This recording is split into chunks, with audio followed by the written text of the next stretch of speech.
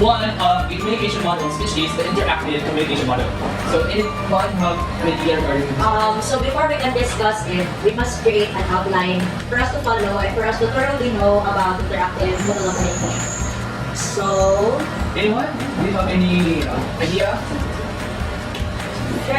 maybe first we're gonna talk about the information, then the process, examples, advantages and disadvantages. and what are some other things? Compare and contrast. So, what really is the meaning of interactional model of communication? How many of you have any idea? Well, in the most basic sense, the interaction model of communication, it focalizes on two-way communication, which means the receiver and the sender alternates their roles or positions. Well, because in this model, the feedback is incorporated, which means that rather than the traditional one-way process, as Aristotle's linear model presents, this model presents communication as a two-way process, and this particular model includes feedback, as what I said earlier. Did you know that interactive or interactional model of communication is also known as convergence model of communication? Unlike other models which shine the spotlight on the message or on the content of the message, this model, the interaction model, actually focuses more on the process of the communication itself rather than the message. To tell you short, in this communication model, a clear feedback is very important, which both of us act as receiver and sender, of course. But there are still a lot of things that we need to discuss with regards to this model, which is the process. So how does interactive model works? So the process of interactive model of communication is a two-way process in which participants alternate positions as senders and receivers and generate message through sending and receiving feedbacks within physical or psychological context. Did you know that one of the examples of the interactive communication model is Strum's model of communication? It was proposed by Wilbur Strum in the late 1940s. So the process goes like this. The sender inputs a message through a channel, but it can be disturbed by a physical or psychological noise. And that can be received by or to be decoded by the receiver. And also, the receiver can also encode a message to the sender, and that term is called feedback. And it is a continuous process. That is why it is a two-way process. And in this case, frame of reference is also important. Did you know that field of experience is also known as frame of reference? It is an experience or knowledge that the source possesses which affects the formation of the message and interpretation. Thus, it is very important to avoid miscommunication. So based on my understanding, there will always be two sides of a coin, the disadvantage and the advantage. So the disadvantage for this communication model is that feedback is not spontaneous because the receiver will take time decoding the message since the sender sends it like for the first time. So their conversation is not dynamic and there will be no engagement, like intimate engagement between the sender and the receiver. But I want to understand it thoroughly, so can anyone give an examples?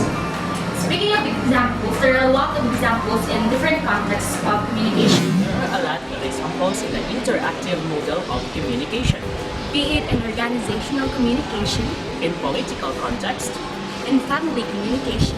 and in medical. The first example is organizational communication. For example, job interview. You are applying for a certain job in a company. So, Mr. Cariño, what are your skills? I can live, I can love, I can reach the heavens above. I can. As you can see, the employer encodes the message to the applicant asking if he or she is qualified for the position. Then the applicant encodes the message proving that he or she is really worthy for the position, which is she is giving a feedback to the employer. You're hired. Since this model is mostly used for internet, another example of this is chatting with friends in social media. For example, you realize that you are very hungry. Then you chat your friends to encode the following message via chat. Do you want to eat at Castillo's? And when your friend receives the message, she will turn it into thoughts and then reply as okay with a smiley emoji. That results to feedback, and then there is a clear interactive communication. If she doesn't reply back, then it is not interactive communication. It is just linear communication.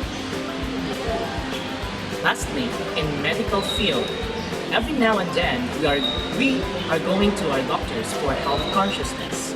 So, Miss Gonzales, based on your lab results, you have severe chronic urinary tract infection.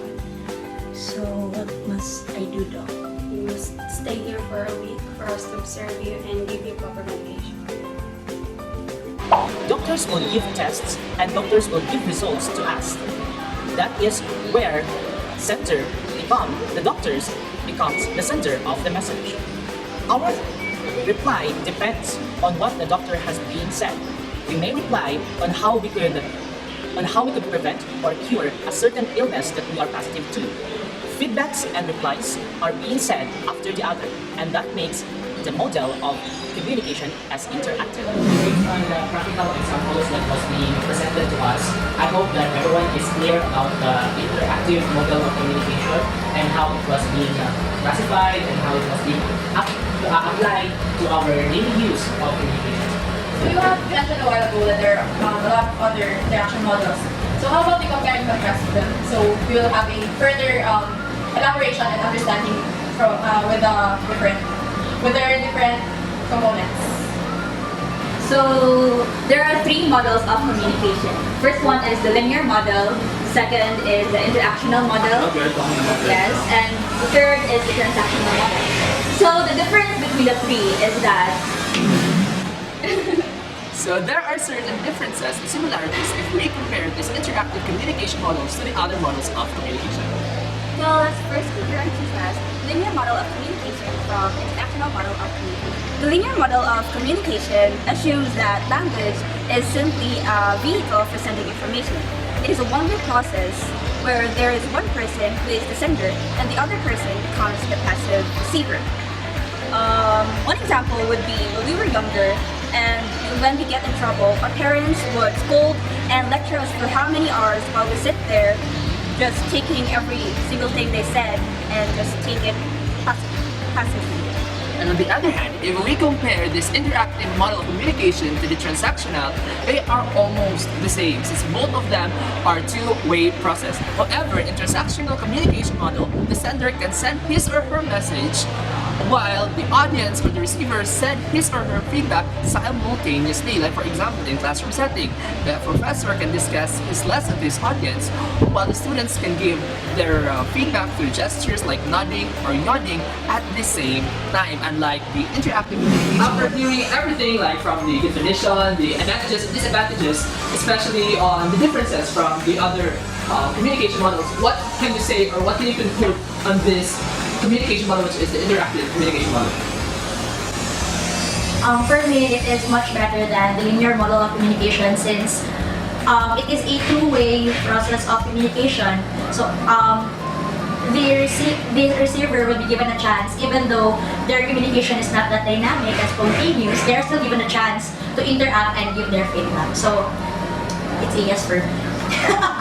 And in this communication model, it is very important that we all have the same frame of reference so that we can communicate to each other well. And to avoid miscommunication and lack of communication. Agree. Yes. Yeah. So I think that ends our discussion with regards to interactive communication model. And I hope everyone learned and